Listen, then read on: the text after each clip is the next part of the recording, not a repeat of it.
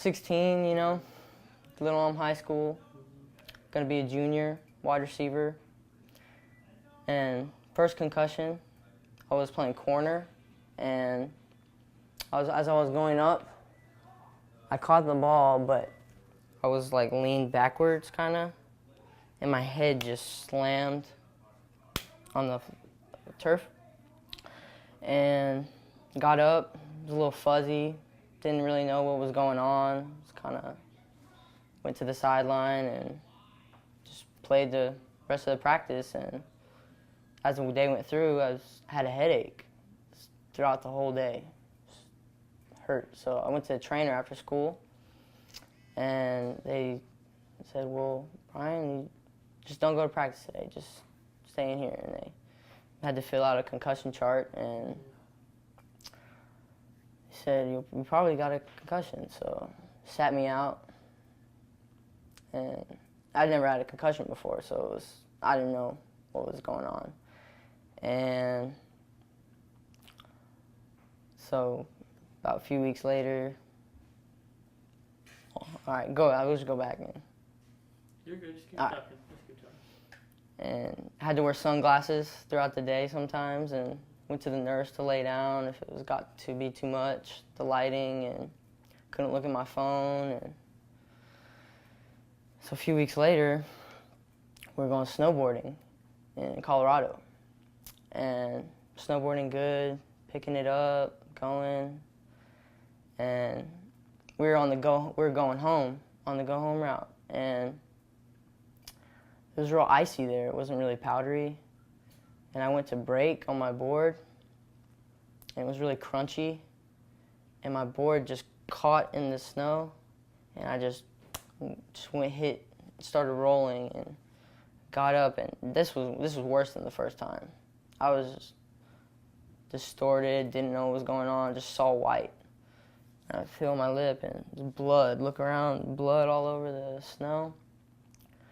So I was like, damn. So I get up and try and go home, and I couldn't snowboard. Just kept falling. Simple route. And so when I got home, worst headache I've ever had in my life, just awful. So I just stripped down and get into bed, and I look at my phone, and I couldn't read my phone. I was getting mad. I was like, well, why can't I read? I know how to read. So I was just looking at it, and so I was like, all right, well, I'll go take a shower. Maybe just relax a little bit. So I get out of the shower, I get in bed, lay down, look at my phone again, still can't read it. So, all right, well, I lay down, go to sleep, wake up, still kind of feeling off,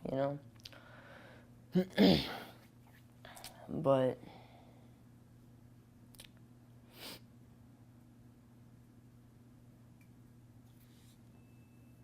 That's all you can think of?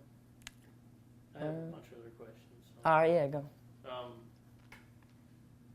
Let's see here. So the first one you had, it was in practice. Yes, it was. And then the second one was just snowboarding. Yes. You haven't had any others? No, I've only had 2. Okay. How, I guess when you, in practice especially, now that you've had one, obviously you went to tell the trainer, which is, a good thing, so you can stay safe, but how important is it do you think it's important to reveal the injury to someone? Because the conflict in my piece is whether athletes reveal an injury or not. Because the guy interviewed in the NFL, he talked about, you get injured, you would lose your job. Yeah. Clint talked about, he was in a heavy quarterback battle. He gets injured, he loses his job.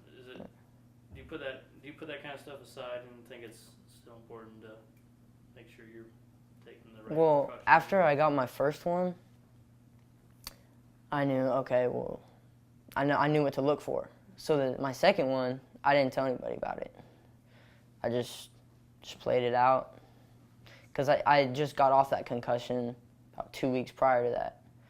So didn't want to go back into the training room and not practice and get out of weights and all that. So we went back to school, and I just kept practicing, and I didn't tell the trainers about that one. Just kind of played it out, and I mean, it played out fine, but yeah, if you get injured, even if it's little, like on your wrist or something, you just tough it out. You don't want to. That's just how football players are known. You just tough it out. You don't want to seem like a baby or whatever. So, yeah. So if you have a third one, let's say it's in a game, would you tell anybody about it? I'd probably play the game out, honestly, and just keep going. Because if I have another, I might get taken out. So I don't want that. But if it's really bad, then I suppose I would tell somebody. But, football players, you got to be tough. You don't want to. And it seems like you got quite a group to where it's pretty wide open for you guys too. So the competition's pretty high with you yeah. guys. Even if you're out a day, you'll drop down on the leaderboards. Like I was number 2, and I missed a day, and now I'm number 4. So competition-wise, you don't want to miss a day. You want to keep grinding and being with the team and showing the coaches what you're made of. So. Do concussions scare you at all? Well, a little, but yeah, it's pretty scary, especially when it's happening, because you don't really know what's going on. Like when I was reading my phone, that scared me. I was thinking, I'm probably done. But done as in? For a few weeks or even worse, even for forever, just taken out.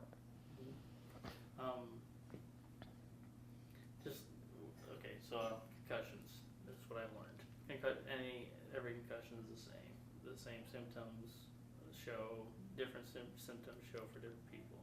But the extent of a concussion, it's a concussion. Whether you're up going for a header in a soccer game and opponent elbows you going up at the same time, or you go across the middle, get laid out, and it's the same kind of thing. Does that, I guess, do you ever think about injuries in the game, or is it? No. It's just part of the game. You just kind of. When you're going out there on field kickoff, you don't think about anything but the ball or touchdowns, your team. You don't think about injuries, especially if I'm running and I'm diving at balls. I don't think about anything, just the ball. So. How much do you love the game of football? Love the game. It's my passion, It's a lot of people's passion. It's just what they love to do. They think about the injuries. They know that there's injuries, but play it anyway because they love it. Obviously you have to have a tough mentality to play the game, but is that something you take pride in, having being headstrong and making sure you take care of yourself, or you're taking care of the team? If you do get injured, you go out, you tough it out, like you said. Mm-hmm. How important is it to maintain that kind of edgy attitude kind of thing? Well, when you go out there with your team, you don't want to let them down. You always want to be by your teammates' back and be there for them. And when you get hit like that, you feel like, I let them down. You don't want to do that. It's something like your pride just goes away. Take me through what made you want to come up here from southern Texas.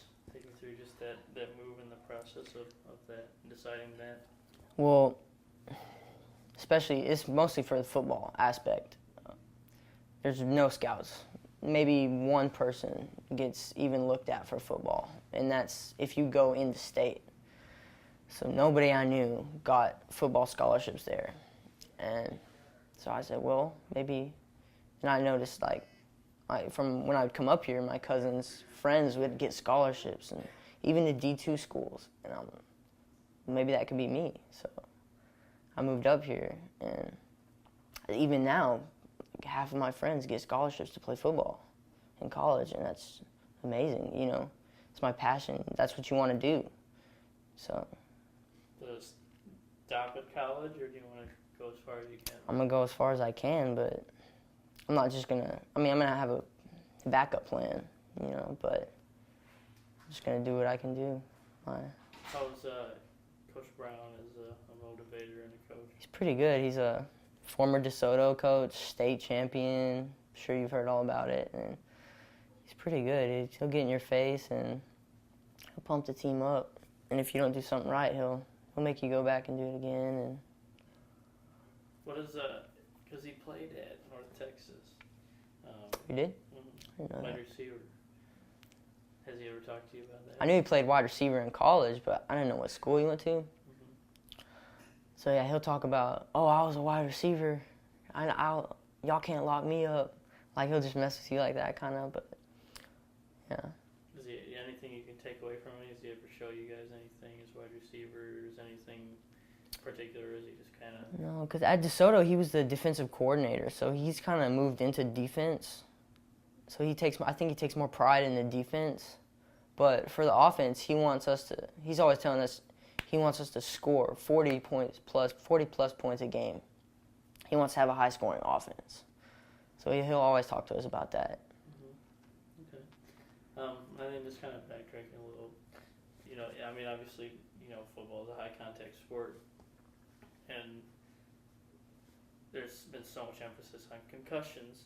But I mean, really, you can get any injury at any time on any play. Anything, it's like you walk out the door. Anything could happen when you walk out of the door in the morning. Anything can happen when you step on the field. How much is there just that sense of risk involved to where before you really think about playing the game, you kind of acknowledge that and just accept it and just go out and play the game as hard as you can. Well, even now they're taking more precautions every day. Like we've changed the whole way we tackle. When I was in middle school, they taught us put your helmet right here and knock the guy's head up. That's how they taught us to tackle and hit. Now they're teaching us to kind of how the Seahawks tackle. They call it a Seahawk tackle, Seahawk roll. And so you're taking your head completely out of the game and more your shoulder. So you'll go for the legs more and wrap up and squeeze rather than hit with your head.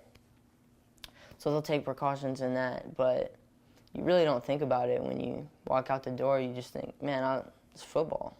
You just got to be tough.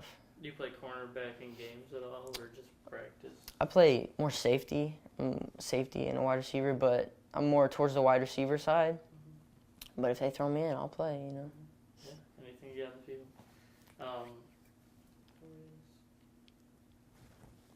Just take me through just the kind of when you got your concussion and you went to the trainer. Take me through what they did, just the steps. What was the process like? What they do for you, with you?